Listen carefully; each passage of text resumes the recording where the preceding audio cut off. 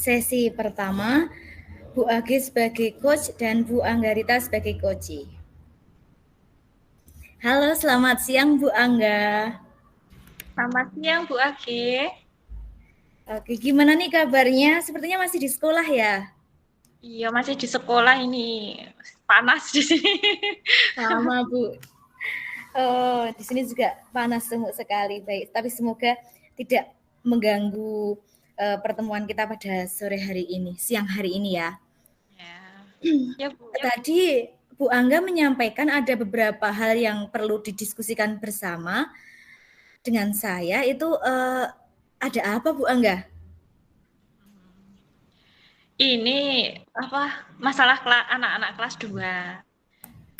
Nah, anak-anak kelas 2 itu Bu yang sudah pernah saya ceritakan bahwa yang beberapa anak itu untuk membacanya itu masih kurang, maksudnya masih perlu ditingkatkan.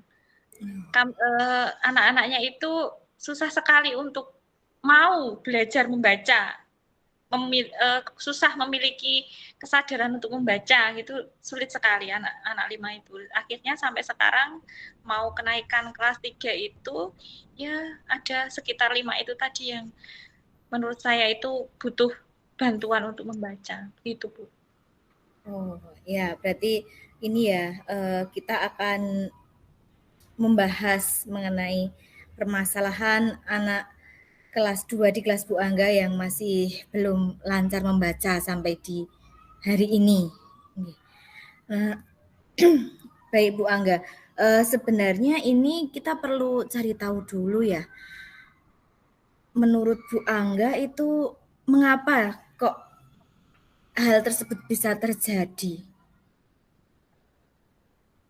Menurut saya itu ya hal itu bisa terjadi mungkin karena yang pertama dari anaknya sendiri mungkin males. Nah, istilah males itu kan kadang yang menjadi bahan utama kenapa anak saya itu kalau membaca itu tidak mau, malas gitu katanya. Ketika saya tanya, kenapa yang tidak belajar membaca di rumah? Saya itu males Bu. Mending saya mainan dengan teman ke sungai biasanya di tempat saya. Kemudian selain itu ada yang mungkin bilangnya nggak ada yang membantu membaca di rumah. Kan anak itu juga butuh pendampingan. Selain di sekolah kan di rumah juga harus ada pendampingan dari orang tua atau keluarganya. Nah itu anak itu ada yang mungkin tidak didampingi belajar di rumah. Mungkin 2 faktor itu yang ketiga mungkin ini mungkin variasi saya dalam mengajar mungkin juga masih kurang. Khususnya ini dalam mengajar membaca itu mungkin masih kurang dan kurang menarik perhatian anak-anak. Mungkin itu Bu, 3 itu yang mungkin saya garis bawahi. Baik Bu Angga, ini jadi kira-kira faktor anak yang masih kesulitan atau belum lancar membaca tadi ada rasa ini ya, malas atau belum termotivasi, lebih memilih aktivitas bermain. Kemudian yang kedua, belum ada yang mendampingi ketika di rumah untuk belajar membaca. Dan yang ketiga, ketika Bu Angga mengajar cara membacanya, mungkin perlu variasi yang lain. Nah, oke Bu Angga, dari beberapa faktor yang Bu Angga sebutkan tadi, adakah kemungkinan adakah kemungkinan potensi atau kelebihan dari Bu Angga yang bisa kita gunakan nih untuk menyelesaikan, misal membantu anak yang tadinya malas jadi lebih bersemangat lagi. Kemudian faktor potensi Bu Angga yang bisa nanti ke arah variasi membacanya, menurut Bu Angga seperti apa potensi yang bisa Bu Angga munculkan dari diri Bu Angga untuk menangani faktor ini? Ya. Mungkin dari saya sendiri ya Bu, untuk pertama itu kalau saya itu membangun kedekatan dengan anak itu mungkin potensi yang ya itu menurut saya sendiri itu ya mungkin saya agak ya untuk membangun kedekatan itu lebih suka. Saya menyukai membangun kedekatan dengan siapapun itu, bukan anak. terutama kalau hal ini kan anak. Kemudian mungkin yang kedua ini Bu, potensi ya ini menggunakan variasi dalam belajar membaca tadi. Itu mungkin saya yaitu tadi potensinya ya mungkin kalau saya sendiri potensinya dalam bervariasi tetap saya mengira bahwa saya tidak banyak memiliki potensi tentang variasi membaca. Hanya saja kan kita bisa berusaha. Maksudnya saya sendiri kan bisa berusaha. Potensinya kan saya mau berusaha. Sebenarnya kalau variasi itu kan saya juga ide-idenya kalau tidak mencari referensi, tidak mencari wawasan dari sana sini, pengetahuan dari pengalaman teman itu juga nanti mungkin saya kurang untuk potensi pengembangan variasi membaca tadi. Tapi ketika saya mau berusaha mencari, nah itu mungkin salah satu potensi saya. Sama yang terakhir mungkin komunikasi dengan orang tua itu mungkin ya perlu. Nah itu kalau sebagai guru kan kalau bisa saya berusaha menjalin komunikasi dengan orang tua dengan sebaik mungkin. Mungkin yang bisa saya ungkapkan mengenai potensi. Baik, Bu Angga. Sebenarnya yang Bu Angga sampaikan tadi, saya juga merasakan potensi positif dari Bu Angga loh ya ini.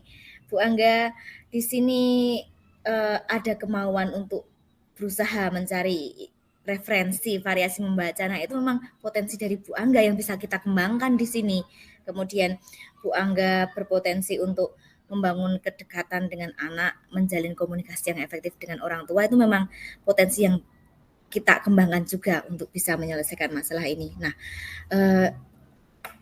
dari yang Bu Angga sampaikan tadi terkait ada faktor-faktor penyebab anak sulit untuk membaca dan juga sebenarnya Bu Angga mempunyai potensi yang tinggi untuk bisa menyelesaikan masalah itu, kita bisa loh Ibu merinci lagi, memetakan lagi dari potensi tersebut biar bisa menyelesaikan masalah anak sulit membaca. Nah, Bu Angga,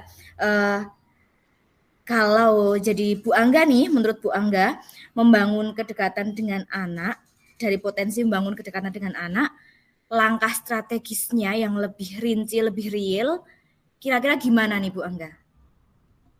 Ya mungkin realnya itu ya membangun kedekatan dengan anak ya tetap nanti komunikasi yang baik dan salah satunya memberikan apresiasi ke anak. Jadi tidak melulu anak ini kok Mas An nggak bisa belum bisa membaca ini. Ya, tidak seperti itu, tidak. Kemudian saya itu mengambing hitamkan ya maksudnya ini kok kamu nggak bisa baca, nggak seperti itu. Hanya saja ya kita harus memberikan apresiasi baik itu sedikit biar anaknya itu juga tambah semangat dan percaya kepada kita. Mereka ingin membuktikan kepada kita bahwa mereka seperti itu. Apresiasi biasanya saya gunakan untuk seperti itu Bu, apresiasi ke anak itu untuk yang pertama. Oke. Iya. Ini sebenarnya sudah modal yang sangat baik Bu Angga untuk bisa menjalin komunikasi dan memberikan apresiasi. Tentunya nanti anak akan lebih termotivasi ya dari hal itu. Nah, Bu Angga, kalau begitu bisa dong di sini kita perjelas lagi langkah-langkah atau prosedurnya yang Bu Angga bisa susun untuk menyelesaikan masalah anak sulit membaca tadi dengan melihat potensi Bu Angga bisa membangun kedekatan dengan anak, bisa komunikasi dengan efektif. Nah, mungkin perlu dirinci lagi nih siapa yang akan dilibatkan untuk membantu Bu Angga membangun komunikasi yang efektif dengan anak tadi, membangun kedekatan, kemudian kapan itu akan dilaksanakan. Jadi memang langkah kita nanti akan terukur, akan jelas ke situ. Boleh dong Bu Angga sampaikan kalau Bu Angga sudah punya rencana nih di sini.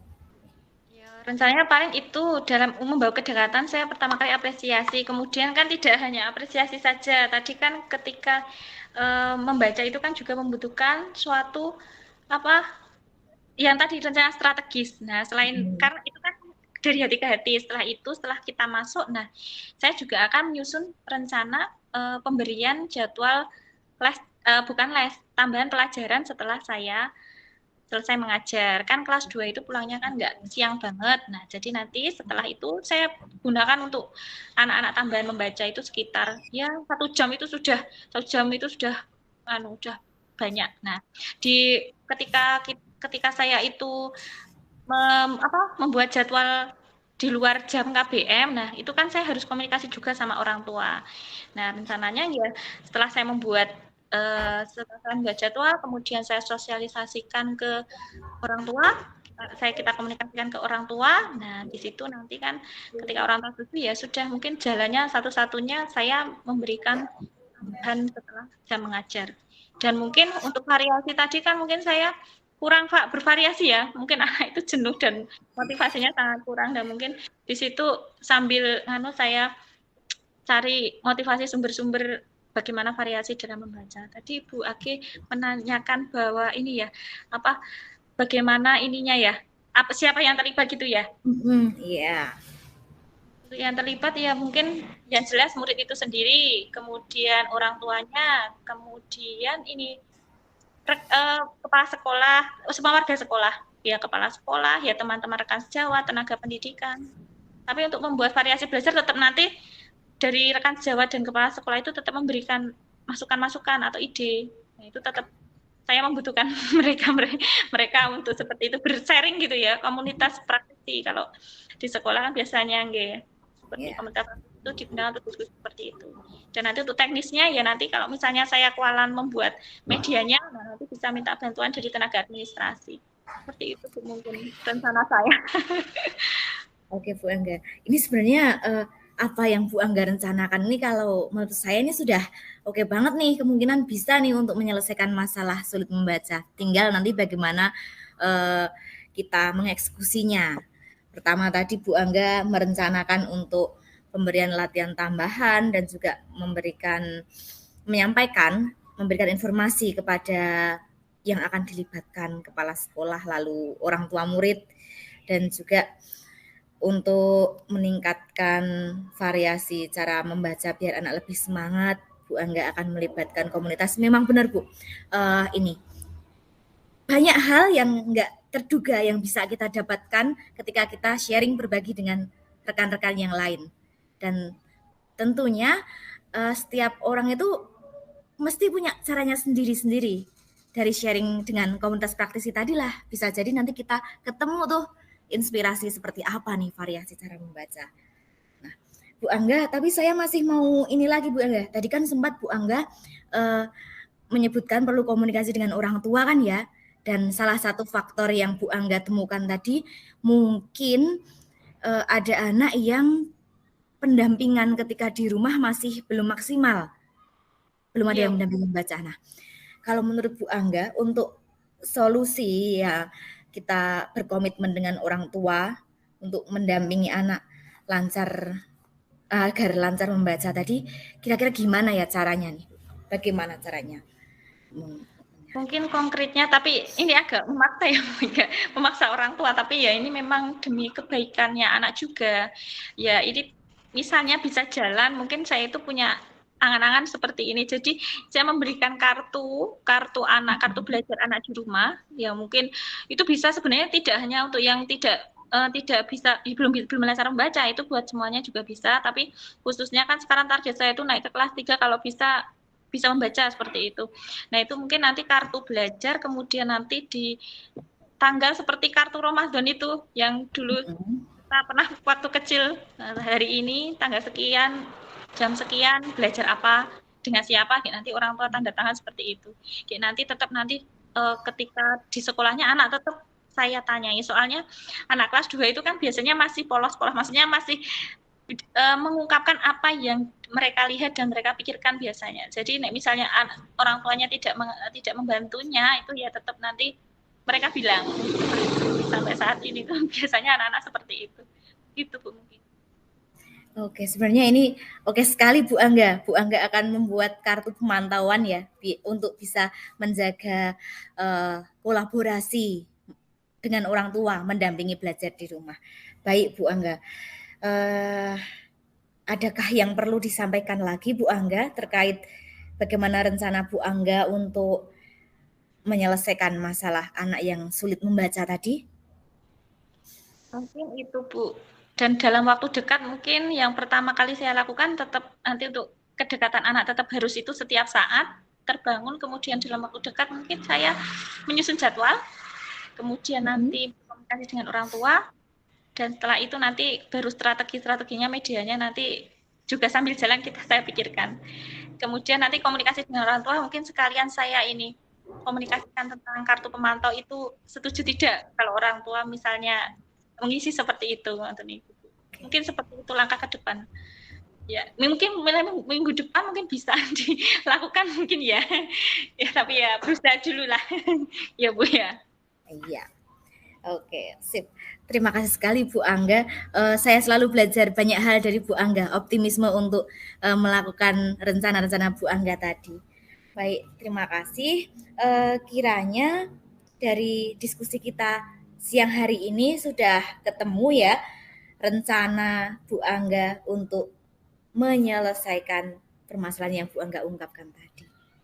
Tapi ya, ada yang perlu disampaikan lagi? Ya, untuk Bu Aki, terima kasih banyak ya Bu Aki ya. Akhirnya saya menemukan, ya sebenarnya itu jenengan sudah membantu saya dalam menemukan masalah yang sebenarnya, menemukan solusi dari masalah yang sebenarnya ini saya pikirkan jauh-jauh hari dan mungkin menjadi ganjalan bagi saya. Terima kasih banyak, dan mungkin sudah ada tadi, mungkin terima kasih sudah dipandu untuk mencari solusi seperti itu. Ya, moga bisa terlaksana gitu Bu Aki, terima kasih. Oke, terima kasih Bu Angga, semangat selalu, optimis pasti bisa menyelesaikan masalah ini. Amin ya Allah, amin, amin. Kalau begitu Bu Angga,